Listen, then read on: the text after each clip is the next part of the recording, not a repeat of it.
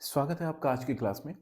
आज की हमारे क्लास का जो टॉपिक है, आज की क्लास का टॉपिक है आदिवासी विद्रोह। और यह जो टॉपिक है, ये आने वाले किसी भी यूपीएससी एग्जाम में हर बार पूछा जाता है। वो हो सकता है, देखिए यूपीएससी के तो मेन सीएससी एग्जाम में तो पूछा ही जाता है, उसके अलावा भी जो और एग्जाम्स होते हैं जैसे सीडीएस का होता है, एनडीए का होता है, या फिर असिस्टेंट कमांडेंट का होता है, इससे सारी चीज़ें पूछी जाती हैं। इसके अलावा स्टेट्स में जैसे यूपी पीसीएस हो गया, आरओ एआरओ हो गया, हो सकता है यूपीएसआई में भी पूछते, या जो बिहार पुलिस में जो एग्जाम दे रहे होंगे बिहार के लिए, झारखंड के लिए, उनके लिए बहुत ज़्यादा इंपॉर्टेंट हो जाता है। और इस तरह से भी इंपॉर्टेंट हो जाता है कि आखिर में जब अंग्रेज आए तो उनकी नीतियों की वजह से और किन पर असर पड़ा। उनमें एक वर्ग आदिवासी का भी था। और उनका जो विद्रोह हुआ, तो फिर हम लोग देखेंगे तो कि उसका क्या परिणाम हुआ। परिणाम तो यही होगा, जो भाई जो मजबूत है वो जीतेगा, यही परिणाम होगा।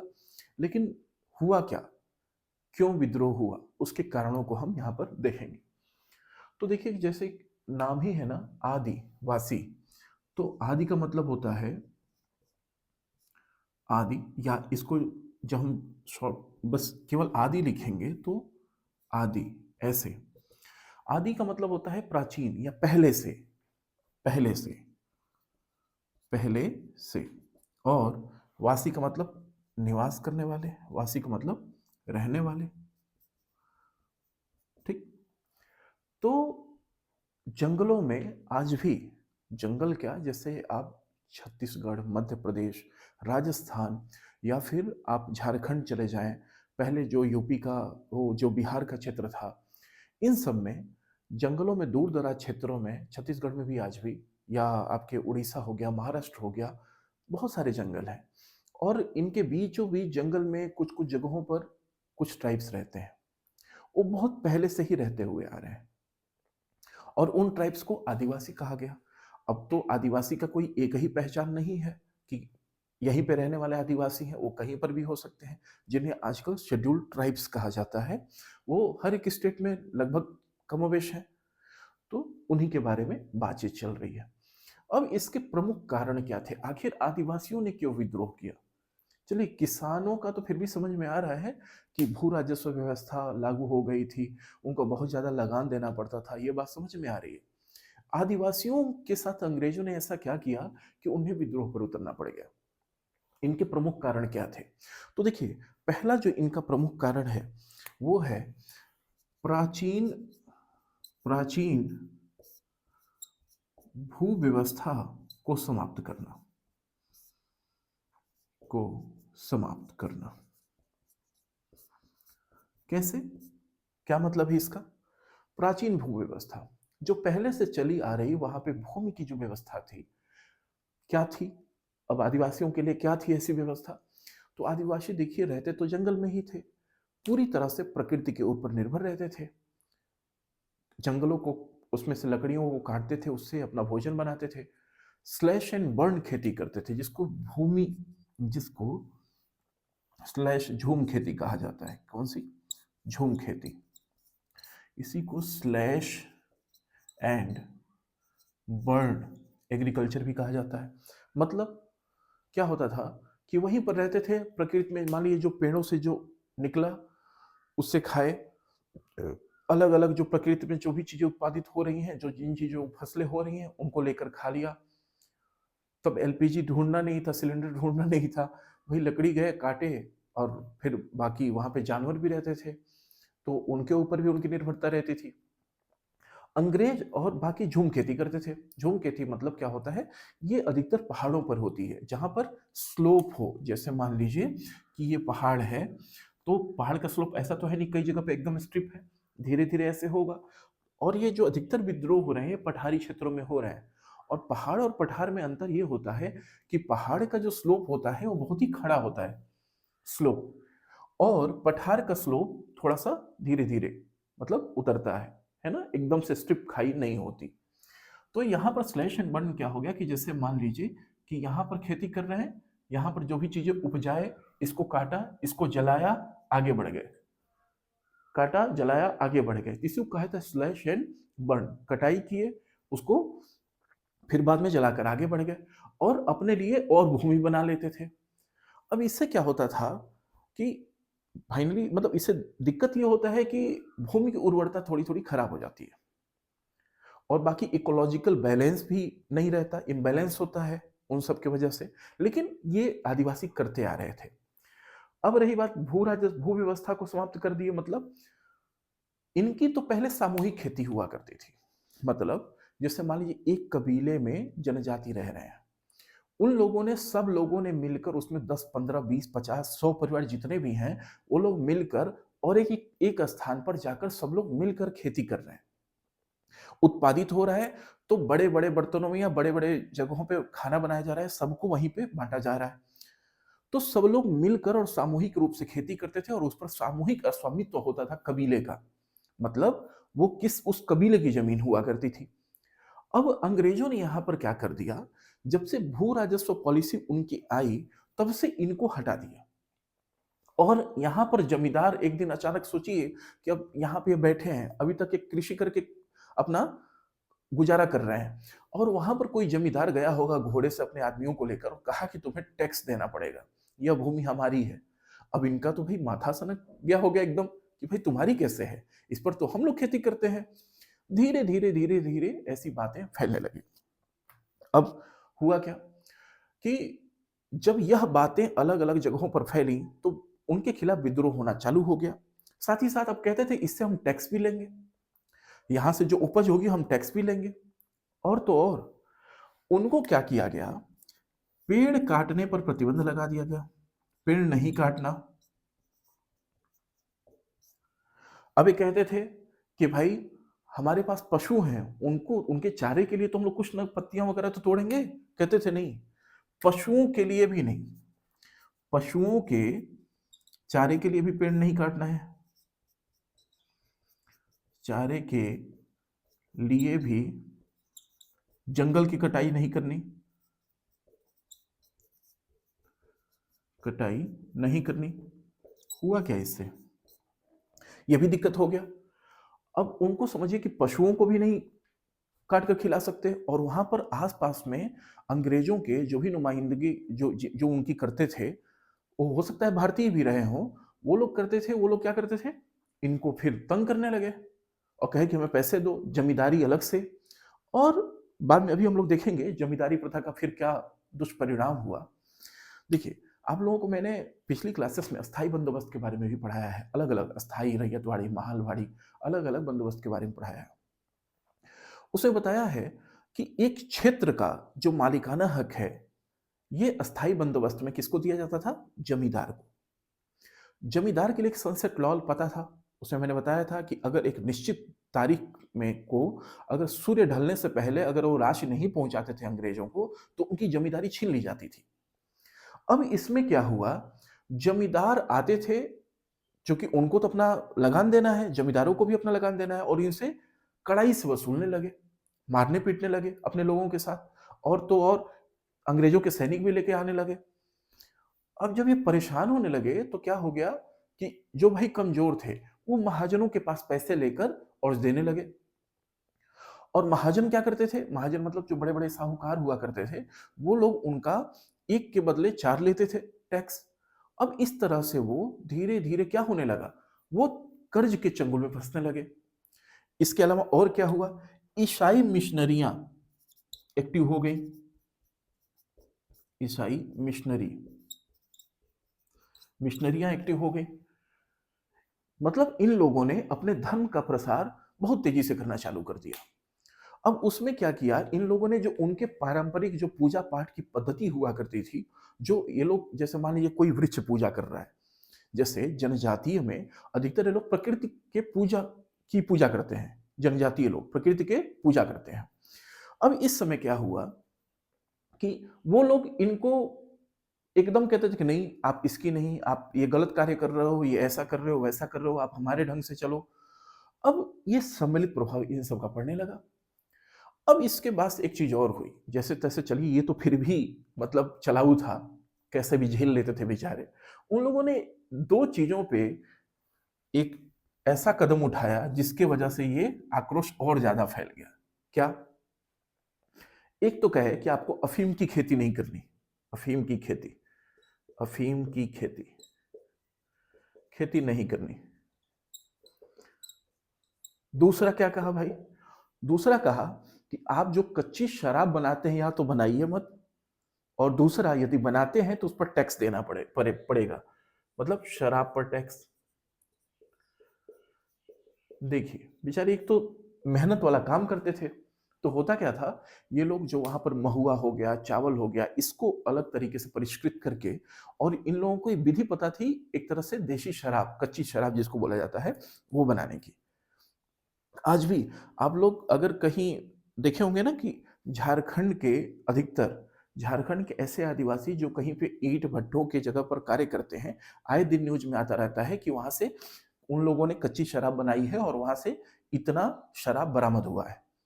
तो वो लोग उस विधि को जानते हैं, वो लोग बनाते थे। अब बताइए शराब पर उन लोगों ने टैक्स लगा दिया और कहे कि अगर नहीं टैक्स दोगे तुम बनाओ मत। अब भाई शराब पर रोक, मतलब अब कैसे रोके भाई? अब तो होना ही था। तो इन्हीं का प्रतिफल रहा विद्रोह। और ऐसा नहीं था कि ये हर एक चीजें हर जगह पे हुई, कुछ कुछ जगह पे तो ये सब चीजें थी, कुछ कुछ जगहों पे कुछ और भी बातें थी, तो उनको हम लोग अलग अलग विद्रोहों में देखते चलेंगे, है ना। लेकिन अगर कॉमन कॉज देखा जाए तो ये सब चीजें थी। क्या?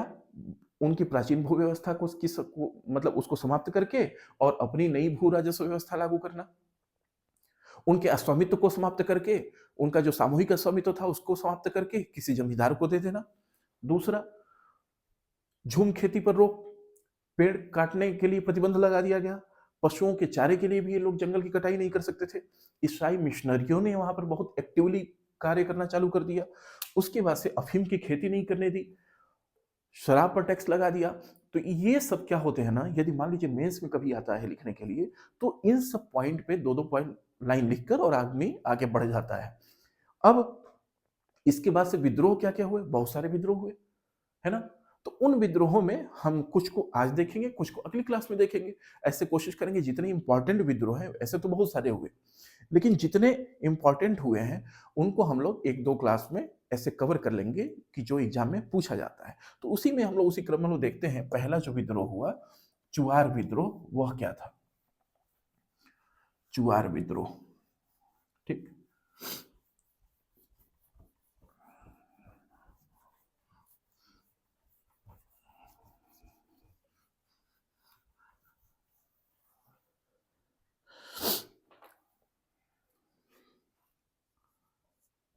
चुआर विद्रोह, ठीक। देखिए चुआर विद्रोह के बारे में इसका जरा कार्यकाल एक बार देखिए आप, तब पता चलेगा और अच्छे से। 1768 से 1772 तक। और मैं क्यों इसके बारे में, जरा डेट इसकी इसका याद रखिएगा। जो प्री में पूछता है वो डेट पूछता है, और जो मेंस में पूछता है, जो मेंस देने वाले रहेंगे उसके बारे में उनके कारणों को पूछता है। या कोई भी, जैसे आगे हम लोग और भी पढ़ेंगे, संथाल विद्रोह कभी वो पूछ सकता है ना। कभी कुकी के बारे में पूछ देगा। अलग अलग विद्रोह जो होगा उन विद्रोहों के बारे में कभी कभी शॉर्ट नोट्स में पूछ देता है। बाकी हम लोग ऐसे देखते हैं। इसके बारे में प्री में कैसे पूछता है, प्री में डेट दे देगा, मैच द फॉलोइंग दे देगा, चार विद्रोहों को दे देगा, उनको मैच करने के लिए देगा। याद रखिएगा ऐसे क्वेश्चंस आते हैं।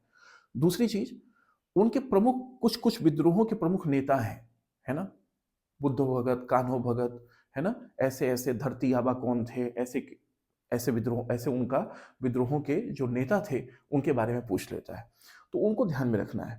तो इसका जरा डेट याद रखिए, क्या था? 1768 टू 1772।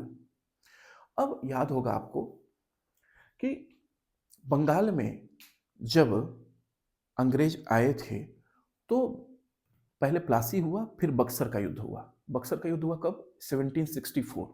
अब तो इतनी बार मैंने नाम लिया है कि शायद याद ही हो गया होगा। 1764 में हुआ था। उसके बाद से एक ट्रीटी ऑफ इलाहाबाद हुई थी। कब हुई थी? 1765। 1765 में क्या हुआ था? Treaty of Allahabad.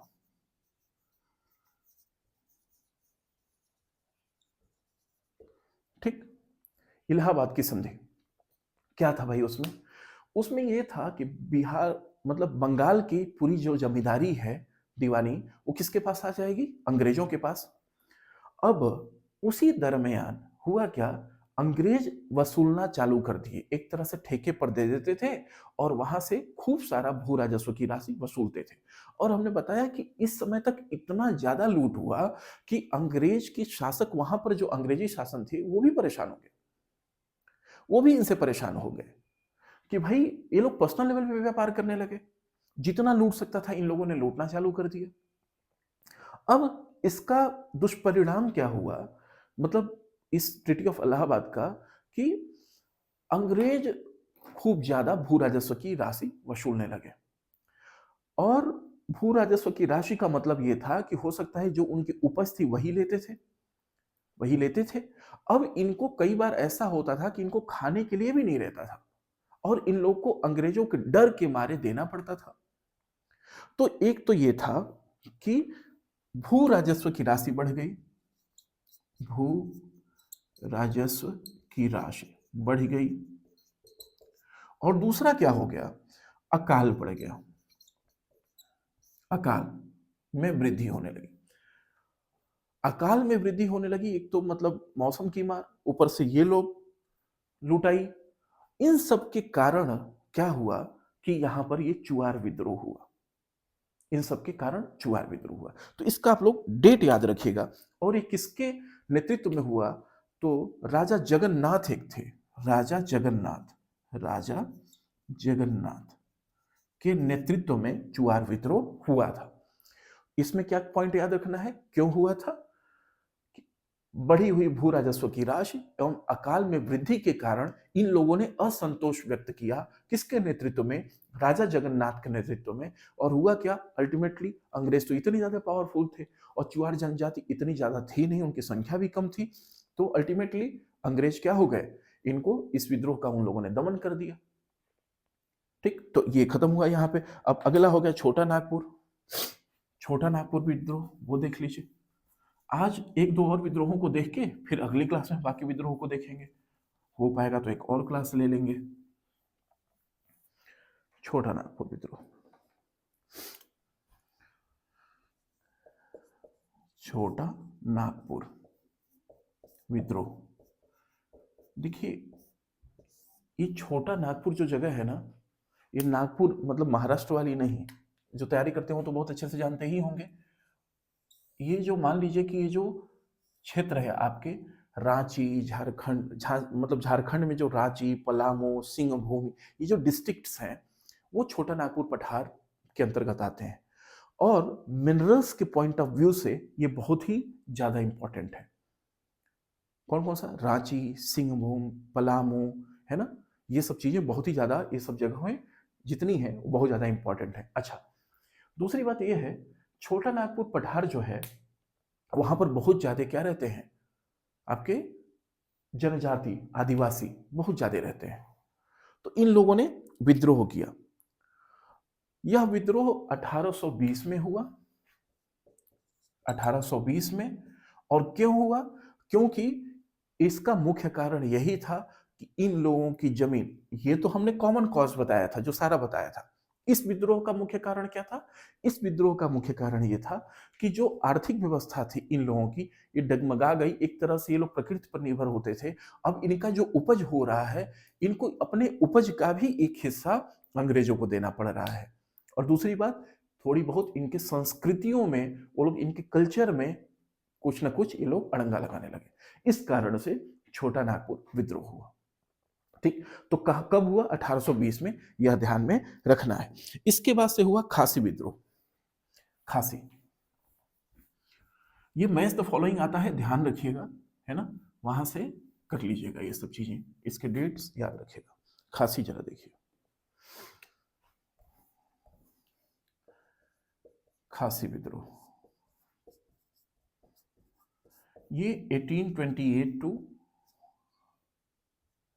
1835 के आसपास तक चला था। ठीक, कुछ जगहों पर 35, कुछ जगहों पर 34, कुछ जगहों पर 33, 1828 से 1835 के आसपास तक चला था खासी विद्रोह। इसके बारे में जरा देखिएगा। आप लोगों ने यदि मेघालय के बारे में थोड़ा सा भी पढ़ा होगा ज्योग्राफी में, मेघालय, मान लीजिए जैसे क्या है, यहाँ से आप जब जाएंगे तो बंगाल पड़ेगा, इधर सिक्किम, इधर इधर ये मान लीजिए सिक्किम वाला इलाका है, इधर असम है, और यहाँ पर मेघालय पड़ता है, यहाँ मेघालय। और मेघालय में पहले गारो, फिर खासी और फिर जयंतिया, 3 पहाड़ियां पड़ती हैं। पहला कौन? गारो, फिर खासी और फिर जयंतिया।